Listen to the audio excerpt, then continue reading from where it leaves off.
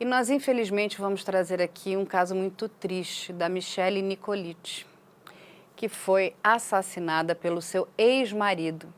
A Michele é ali da região de Mato Grosso do Sul e teve que fugir com os seus 2 filhos para São Paulo, porque o seu marido, extremamente agressivo, né? Além de já ter batido nela, ela já tinha ali um boletim de ocorrência contra ele, uma medida protetiva. Ela sentia medo pela sua vida e pela vida dos filhos. Mas, infelizmente, esse homem descobriu o paradeiro da Michele e não só assassinou essa mulher, como assassinou o filho mais novo deles 2. Porque vamos lembrar que eles tinham 2 filhos, na época um com 2 anos e outro com 4 anos. E para a gente começar, eu vou pedir aqui para a doutora Viviane nos explicar que caso é esse. Bom, Carla, adoro estar aqui, muito obrigada pelo convite mais uma vez. É um prazer te conhecer, estar junto com você, Raquel. Bom, esse caso é um caso triste, é um caso que a gente já vê tantas vezes, né? A gente estava falando aqui antes de começar o programa, a gente sempre faz aquele bate-papo informal aqui, Carla e os convidados, a gente estava falando, nossa, a gente continua se surpreendendo com esses casos, né? Ainda bem que a gente continua se surpreendendo, porque quantas vezes eu já vim aqui falar de feminicídio e quantas vezes provavelmente eu ainda virei, porque está sendo cada vez mais comum, parece que é um fenômeno que vem acontecendo no Brasil e no mundo, mas especialmente no Brasil, de uma forma desenfreada, né? E a gente sempre se pergunta por que isso está acontecendo? Como é que a gente pode evitar que isso aconteça? Como é que a gente pode conscientizar as pessoas? E nesse caso, infelizmente, o desfecho foi não só triste por conta do falecimento dessa mulher, mas por conta de um filho, de um menino, começo da vida, pequeno. E ainda pior, o irmão mais velho que testemunhou este duplo assassinato. Como é que este menino fica? Essa é a pergunta, né? Então, de imaginar que minha mãe e meu irmão morreram nas mãos do meu pai.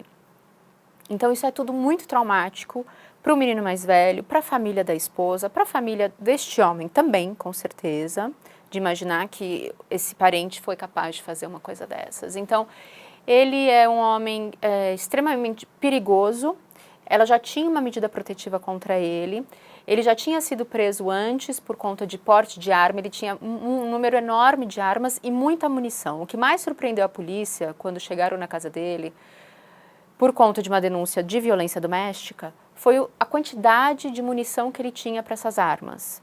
Armas escondidas. O que a gente sempre para pensar, né? Um homem que tem porte de arma, por que esconde as armas? Isso levantou uma suspeita. Então, ela tinha medo de morrer, né? A família fala que ela era médium e que uns dias antes desse assassinato, ela mandou uma mensagem de texto para o irmão falando, sonhei que estava sendo assassinada pelo Ezequiel. Pode ser coincidência, pode ser que ela fosse médium mesmo, não saberemos. Mas, então, ela já tinha muito medo deste homem. Ela estava escondida. Ele descobriu onde ela estava, fez tocaia na porta da escola dos filhos e a matou.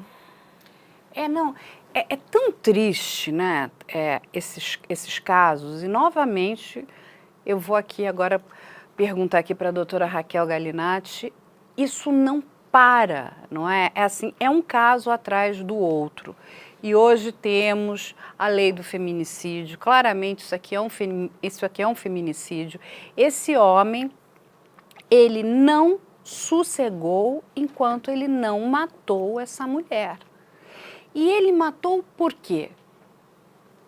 Assim, quando você vai olhar, os motivos são tão, assim, pequenos, é uma pessoa de uma pequeneza, porque ele ainda inventa uma história no dia que ele vai dar o depoimento dele para a polícia, que era por uma questão financeira, sabe? Essa mulher sai fugida do Mato Grosso, porque vamos lembrar aqui, doutora, eles são de Mato Grosso, né? Ele estudava ali em Pedro Juan Cabaleiro, ali no Paraguai. Imagina, um estudante de medicina, Eu não sei se, a gente não tem informação se ele completou esse curso ou não. Quando ele presta depoimento para a autoridade policial, aqui já em São Paulo, porque ele vem atrás da ex-mulher, ele diz que ele é desempregado e que ele atuava como comerciante. Agora, ele vem com todo o armamento que ele possuía, que não é pouco não é? Ele se diz CAC e ele premedita tudo. Ele não pensou nos filhos, ele não pensou na segurança dos filhos, ou seja, ninguém mais importa. A única coisa que importa é o desejo, a crueldade, a perversidade, é o ódio que ele possuía. Em situações de crime, de violência, num contexto doméstico familiar, a gente percebe toda uma estrutura desequilibrada de relacionamento, em que a mulher ela é classificada como objeto e propriedade deste homem, deste criminoso. A gente percebe que a ira dele deve ter aumentado a partir do momento em que essa mulher saiu da esfera do controle dele, a propriedade saiu da esfera do controle. E é comum, infelizmente, esta repetição de relacionamentos criminosos, o desequilíbrio numa situação entre homens e mulheres e a intenção de classificar realmente como propriedade sua esta mulher. Claro que vários sinais, eles são dados no início do relacionamento, porque todo relacionamento criminoso que termina numa tragédia como o crime mais grave, que é o feminicídio, ele se inicia como um conto de fadas, ele se inicia como uma lua de mel, se inicia como um relacionamento perfeito, mas todos os sinais, eles são não só normalizados, como romantizados, não só pela própria vítima, que tende a esconder os atos doentios do criminoso mesmo, esses atos agressivos, que se iniciam sim de forma evolutiva, uma violência verbal, uma violência depois física leve, até a violência física mais grave. E percebe-se pela narrativa também do histórico deste crime, que a vítima já estava temendo pela vida. Era algo que já era uma tragédia anunciada.